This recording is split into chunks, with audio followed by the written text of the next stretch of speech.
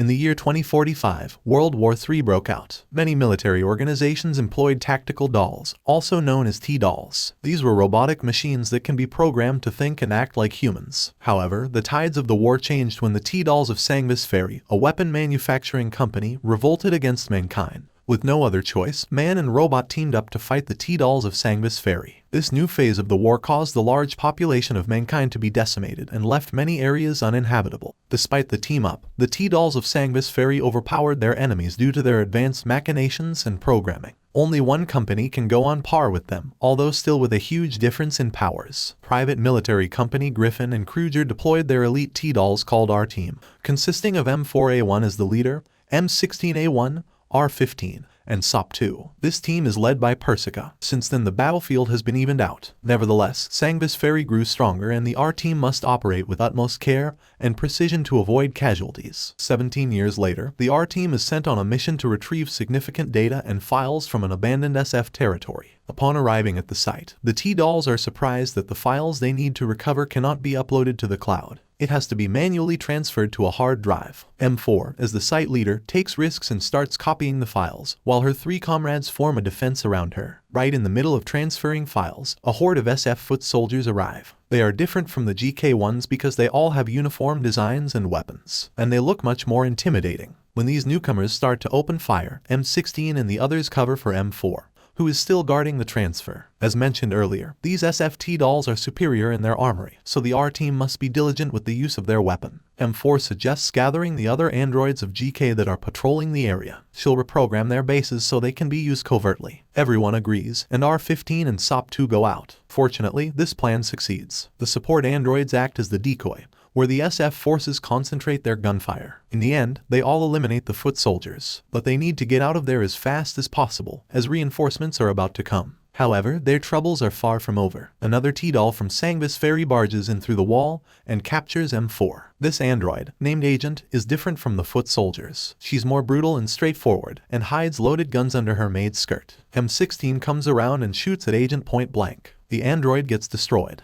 Having retrieved the data, the R-Team's main priority is to bring it back to the base. But since the area is surrounded by SF forces, they will need to command all the remaining GK dolls. M4 checks into the central command and gets access to every GK android in the area through the neural link. She tells them that they have finished the mission and that they need to go. She instructs them to destroy the command post of every SF unit, as it will weaken the foot soldiers and can be easily defeated. For the second time, the plan M4 made works. The R-Team is able to escape into an abandoned church, which is their pickup point. However, they don't expect that the SFT doll agent has her own copies. 3, in fact. One is in the area around the abandoned SF safe house, finishing the GK androids. The other two follow M4 and her team in the abandoned church. These copies open fire at them straight away, giving them no chance to fire back. With no choice, they escape through the back entrance of the church to rethink their strategy. Back in the area around the safe house, the copy of Agent has eliminated almost all of its enemies, except for one. The GK android brings out a grenade and throws it onto Agent, eliminating herself in the process. Back in the church, the two agents are looking for their targets. Out of the blue, shots come out of different directions. The agents fire back, without seeing who fired at them. They don't notice SOP-2 jumping from the roof of the church, blasting a grenade launcher at them. This maneuver takes out one agent and leaves the other one in shambles. R15 finishes her in a close-up shot. Their teamwork is excellent, showing their trust with one another. But they can't relax yet. Their support team has been annihilated, and if they continue with their initial plan of going back to headquarters together, they will surely be surrounded by the enemies and get purged easily. Therefore, they choose Plan C. They will separate ways, with M4 the only one heading back to the base to get reinforcements and the other acting as decoys. She is not a fan of the plan, as she worries deeply for her members, but the other three assure her that everything will be okay in the end. With that, the R-Team parted ways. Meanwhile, back in the headquarters of Griffin and Kruger, the bosses hire a new commander. Her name is Gentian, and she will be in charge of the base. She is assigned a T-doll named Kaylina,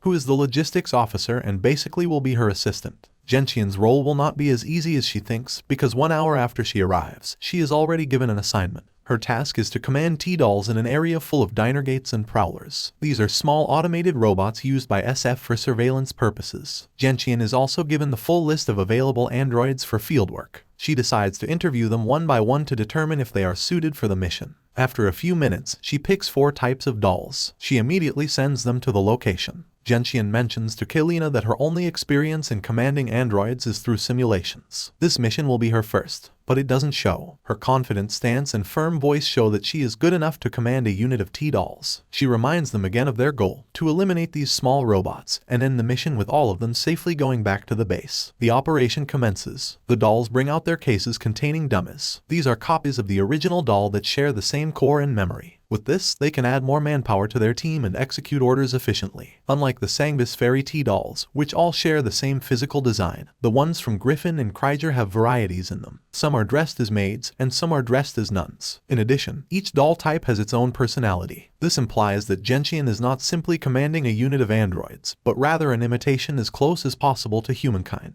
This is why she wants them to return safely and avoid any casualties, despite the fact that each type can be revived through their neural link. Gentian gives orders with certainty, commanding each group of dolls into position. Their plan is to lure all the diner gates and prowlers into one area, and then open fire. The others will surround the area to sweep any remaining enemies. After a few tense moments, their mission is a success. They all go back to the base without any casualties or repairs. 6 hours later, Gentian meets Hellion, the second in command at Griffin and Krieger Company. The latter congratulates the new base commander for her first mission. But Gentian isn't exactly thrilled with that. Despite lacking experience in the field, she knows that her first mission is simply a tutorial. Hellion doesn't deny this. She emphasizes that the mission is given to test if Gentian has the right faculties to lead a base. The company doesn't want to hire a commander that is strictly about strategies and victories, without a thought to the ones carrying out the mission. And in that case, Gentian definitely passes the test. A few days later, as the GK androids are patrolling a desolate area, they find one of their comrades, named Ingram, barely functioning. After repairing her, they collect the data stored in her core. It says that a high-end T-doll from Sangbus Fairy named Scarecrow was responsible for annihilating Ingram's unit. In addition, they have captured one of GK's dolls as a hostage. Moreover, Scarecrow seems to know why there is such a high volume of SF forces around the area. Due to this, Hellion launches an emergency operation. Destroy Scarecrow and retrieve her memory core. At the same time, retrieve Scorpion, their comrade who is held hostage. The units go to an abandoned theme park, where they immediately subdue the SF forces left there. And that's when Scarecrow herself shows up. There's a reason why they are called high-end T-dolls. It's a series of androids that are much more advanced and carry much higher firepower. Scarecrow, along with Agent from the first episode, both belong to this series. It's not easy to take down these kinds of dolls, therefore Gentian must create a good strategy to defeat Scarecrow. The advanced android shows how powerful she is. Like a musical conductor, Scarecrow waves her baton to control the floating guns around her and starts firing. In the first wave of the fight, we can easily see how she can overpower the main force of GK units. Her weapon is more advanced compared to the traditional guns used by the other side. But what she doesn't expect is a pincer attack. Gentian's unit moves on to the next phase of the fight. Ingram, having been repaired from her previous damages, joins the fight. She is a good marksman, and this shows when she clearly shoots Scarecrow's hand that holds the baton. Losing her control over her weapons, Scarecrow is helpless against the barrage of continuous firepower from the GKT dolls. Eventually, she gets defeated. The other units have also rescued their hostage comrade. When she is confronted, Scarecrow is not afraid to tell them that she has gained information from the hostage. Hellion tells her through telepathic means that any information she might have recovered is all false. However, Scarecrow is confident that she has decoded the truth from any lies told to her. She tells everyone that she has finally cracked the location of M4, the one who holds all the secrets of Sangbus Fairy, and that she is already transmitting it to another high-end T-doll, Executioner. With that, she initiates a self-destruct sequence. Because of what Scarecrow said about having M4A1's coordinates, the head of the Griffin and Krieger Company gets concerned about the fidelity of his subordinates. Mr. Krieger talks with Hellion about his suspicions that there might be a doll that's hacking and leaking private information. Hellion assures that everyone employed in the company is all trustworthy, and that all their defense systems are tight and secure. He reminds her that trust is not absolute in warfare. Regardless of this, he still wants to proceed with the rescue mission for M4. He asks her to assign Commander Gentian to spearhead the mission. So Hellion informs Gentian that a new mission for her is about to begin. She puts emphasis on the fact that if this mission fails, it will start the downfall of Griffin and Krieger. Although she feels pressured, Gentian promises to give her best. Hellion connects her with the client who specifically asks for the rescue mission. The client's name is Persica. She is the head of 16 Lab, the institute that provides technologies to their company. She's also the one who created the members of the R team. She informs Gentian that she had a short communication with M4 and was able to gather her coordinates. She relays the locations. This happens to be the same one that the surveillance team in the area has detected. This makes Gentian wonder why M4 did not wait for any rescue. She asks Kalina to pull up any data about M4. Unfortunately, she is only allowed to have the video footage of their training. During and after. From the footage, Gentian can observe that M4 is a leader that cares about her comrades. She deduces that the android's character is that of someone who watches quietly, but is never easily affected by another's character. In addition, she thinks that M4 is someone who worries about others, and puts herself last on the priority list. Gentian has determined that M4 left the area to avoid luring the SF forces toward the dolls intending to save her. M4 may have also reduced the times she is contacting the headquarters, as anyone may jam or track the signal. This makes sense since it's possible that another high-end T-doll might be after her. However, she can't avoid not contacting them for a long time. There must be a location where she can trace her pursuers, and at the same time establish communications with her rescuers. As it turns out, this reasoning will help Gentian, and the others find M4. In an abandoned farmland, Gentian's units have subdued the SF forces in the area. They are told that they would find M4 there, but after checking, they can't find any trace of her. A high-end T-doll from SF named Executioner appears. She also thinks that M4's signal is around the area. When she can't find what she's looking for, she leaves the GK dolls. One of them gets curious. She thinks that the high-end doll must be searching for the same android. There must be something about how the two enemies are brought to the same area, yet they can't find what they're looking for. So they search the empty barn in hopes of finding any clues. Meanwhile, Executioner and her team explore a nearby rocky terrain. She is sure that M4 has headed that way. They find a crude booby trap. She thinks that M4 must be out of her mind if she thinks anyone will fall for that. But what she doesn't realize is that it serves as a diversion so that her team will go towards an empty house, where M4 can ambush them. M4 does surprise Executioner and her soldiers. She takes down some of them. The Executioner activates her super speed. She charges into the house, forcing M4 to find an escape outside. She successfully lures Executioner into a nearby metal framework. There, she detonates a bomb, which causes large boulders to fall. Anyone would have been harmed in this maneuver, but Executioner is a high-end T-doll that doesn't easily succumb to these cheap tricks. Eventually, she captures M4. She orders some of her soldiers to cut off the limbs of M4 and bound her, but she is appalled when she learns that all of her forces are down. The GK dolls take this chance to rain fire on her, making her release M4 and lose one of her hands. She doesn't understand how the enemies have managed to track her when she didn't detect any form of communication. M4 explains that she left a data disk near a few sugar cubes. This became a form of communication between the GK dolls and the headquarters, something that can't be easily intervened by advanced online connections. This allows the rescuers to track M4, eliminating all the SF forces along the way. M4 points out that Sangvis Ferry may be looking down on GK's traditional methods, but it can also be the cause of their downfall. As a last resort, Executioner taunts M4 that her 3 members are still out there.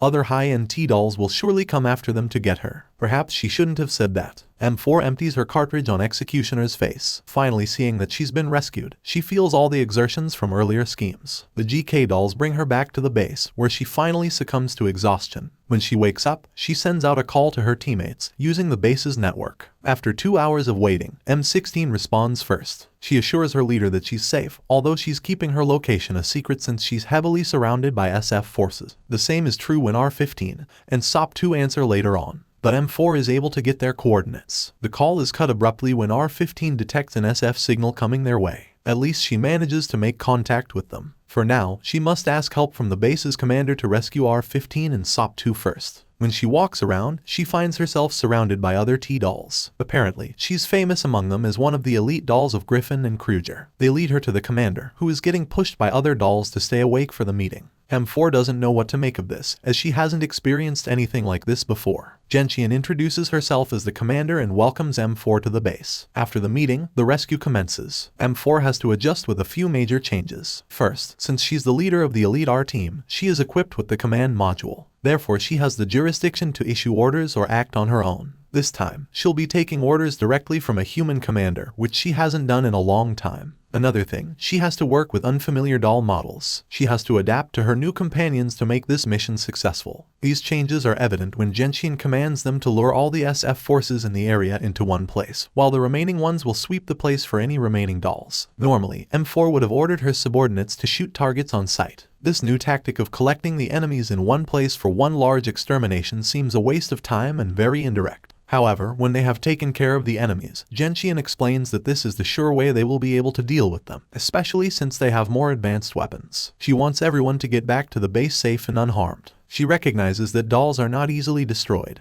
but she wants them all to come back whole, especially M4. M4 understands this sentiment all too well. She doesn't ask any more questions. She contacts R15 and SOP2, but it's only the latter who shows up. She reveals that in the last communication, R15 sacrificed herself to let SOP2 escape. As of now, R15 is held hostage by a high-end T-doll, but she doesn't know her location. M4 convinces her that they will soon search for R15. For now, the best thing to do is to go back to the base. At this point, this is the best decision. A large group of SF forces is attacking the base. The dolls left in the place need reinforcements. However, it will take the group 20 minutes to reach the base. They try to communicate with the commander. SOP2 pleads that Gentian must run away because even if it's her and M4 coming to her rescue, they can't face that large of an enemy. Gentian comments that SOP2 must have been used to do independent team missions, but this time, she will have others to help her. She doesn't have to work alone anymore. Liking the idea, SOP2 immediately greets the other dolls as they head back to the base. When they arrive, the SF forces are almost at the gate. For a few minutes, both sides exchange rounds of bullets. One side infiltrates, while the other defends. SOP gets bored with the situation, so she jumps in the front line and uses her grenade launcher on the enemies. But she has too many blind spots. Fortunately, the other dolls have her back, so she can continue firing. A temporary force field protects them. Once it is down, SOP2 launches another explosion on SF forces. This greatly dwindles the enemy's number. This encounter lasts for the night. Eventually in the morning, the SF forces retreat. The base is safe for now. SOP2 celebrates, as she feels great to have defended the base along with her newfound friends. She informs Gentian that R15 is held captive by Hunter. She is a high-end T-doll who is in charge of the surrounding area. Energized by their recent success, she urges the commander to deploy a rescue unit for her companion. But to her dismay, Gentian says no. From a logistics perspective, they have just been raided. Therefore, all their resources have gone to repelling the attack and restoring any damages incurred. In addition, she is only new to her position, which makes it difficult for her to ask for reinforcements. SOP2 looks so disappointed. On the other hand, M4 totally understands this, even if she shares the same sentiments with SOP2. In an undisclosed basement somewhere, the high-end T-doll named Hunter has R15 bound on the floor. Apparently, Hunter just finished extracting information from her. The SF T-doll declares that since she has one of the members of the R team, the leader will surely come to rescue her, or even try to exchange herself for the hostage's freedom.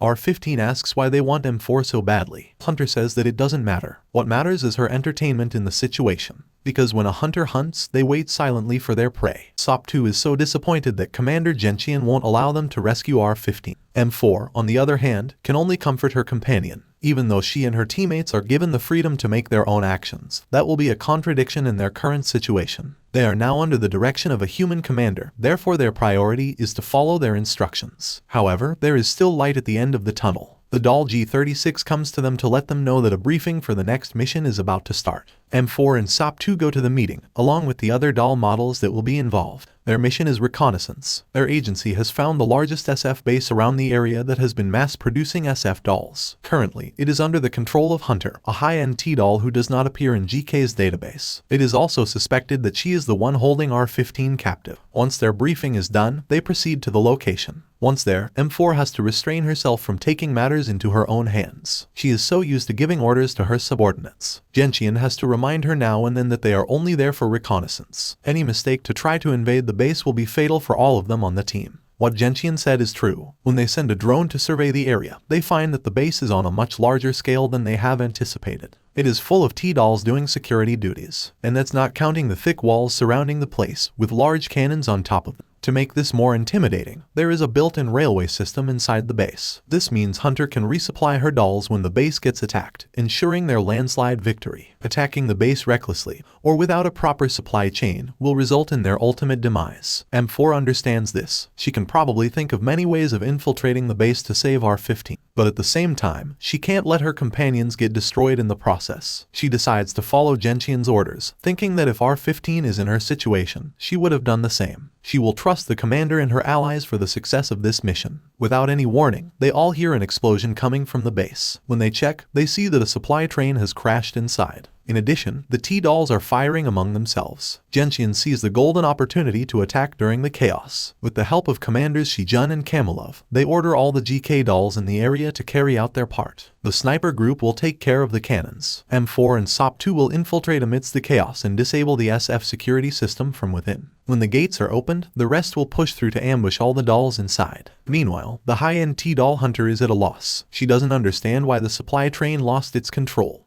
or how the security system has gone down. Then she remembers the knowing smile R-15 gave her earlier. When she checks on her hostage, she is gone. This confirms her suspicions that R-15 somehow got access to the SF system and derailed the train to create a distraction. However, Hunter is not easily defeated by this. She is still the boss, she controls the base and everything in it. She overrides all protocols and orders the T-dolls to eliminate everyone from the GK. One by one, these soldier dolls turn their guns toward their enemies and start retaliating. Gentian's opportunity of taking over the base is slowly fading away as the mighty SF dolls are returning fire. It doesn't help that Hunter has joined her crew, making it harder for them to infiltrate deeper into the base. Hunter is confident that in no time, the GK dolls will turn into their scraps. After all, the base has a lot of places for ambushes. But to her surprise, bombs explode all around her. When she opens her eyes, R-15 is standing just above her, securing her legs so she won't be able to run away. Hunter asks her how she gained access to the SF system. Instead of answering directly,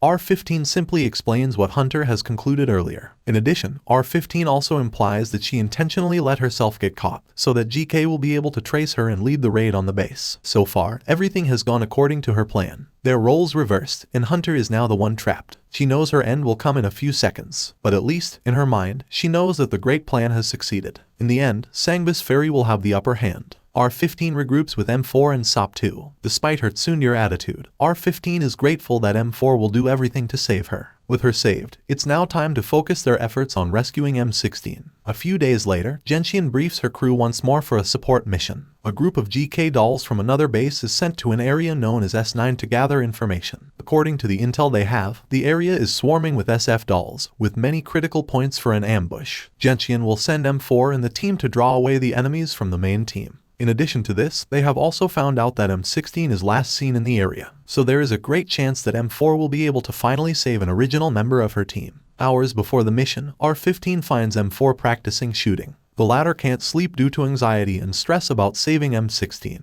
R-15 assures her leader, in her usual practical demeanor, that they will definitely find their missing member. From their interaction, it can be said that R-15 provides the reason for the team, while M4 is the heart. When working together, they balance each other out, which leads to their team's success. This is what Gentian sees as she watches them from the monitor. But at the same time, she is also puzzled by the recent events. Why did SF lose control of their train back then? How did R-15 escape? Something is bothering her, and somehow she thinks that R-15 holds the answer. But for now, they have a mission to focus on. M4 and the team arrive at the site. Once they have swept the area and taken care of the SF dolls, M4 and R-15 realize that this is the same place where Agent attacked them before. They even see the remains of one of their comrades who acted as their support at that time. M4 explains that they had a top-secret mission at that time. They didn't know about Agent before, so they asked the other dolls for a cover. M4 is still mourning for their lost soldier, but R-15 is there to tell her that thinking about what happened will not bring back their gone comrades. That's why M4 vows to never leave anyone behind again. At another point in the location, a different group of GK dolls is gathering data in secret. They are members of Squad 404, namely HK416 and UMP45. They uncovered some important data which they immediately sent to one of GK's bases. After this, 416 wants to confront M16 and destroy her. Why, you might ask? Because she has the freedom to do so, as simple as that. UMP45 just lets her do what she wants. In one of GK's bases, it is Commander Shijun who received the data. It is a voice recording of Hunter and another unknown high-end SFT doll. In his room full of doll posters and figurines, Shijun listens to the recording. It is about the secret data that the R-team recovered months ago, and that it's still with M4. Apparently, it contains valuable data about something called the Parapluie Plan and the relics. Shijun doesn't know what to do with it, so he decides to pass it to another commander to write a report. Back to the mission, Gentian is shocked to see that even after 4 hours of cleaning up the area, numerous SF dolls keep on appearing. She wonders how on earth can the enemies duplicate as fast as possible. The answer to her questions comes in when Hellion contacts her to inform her about the new changes in the mission. They have detected the signature of a new high-end T-doll named Intruder. But as of this moment, they don't have any intel about her, except that she is specialized in commanding. That's the reason why many dolls keep appearing in the area, because she is the one in charge of. The new mission is now this: find intruder and eliminate her. Genshin shares this with her troops and regroups them. At the same time, M4 receives a transmission from M16. She asks if M4 has rescued everyone. The latter says yes, then asks M16 if she will regroup with them. M16 replies that she still has something to do. Depending on how long it will take, it might take a while before she gets back with them. M4 gets agitated by this, but before she can protest, M16 cuts the communication. Genshin reassures M4 that after their mission, they will reorganize to search for M16. With this, the leader feels relieved and carries on with the task at hand. Meanwhile, M16 faces a doll that isn't really welcoming to her. HK-416 has found her and starts to shoot without a preamble. They are both part of the Griffin and Kruger company. Therefore, it's confusing why one doll is trying to destroy another one despite being on the same team. 416 gives this reason: she is part of Squad 404. They are a special group that is permitted to eliminate anyone that gets in their way of doing a mission, whether it's a friend or foe. It seems like 416 holds a heavy grudge against M16.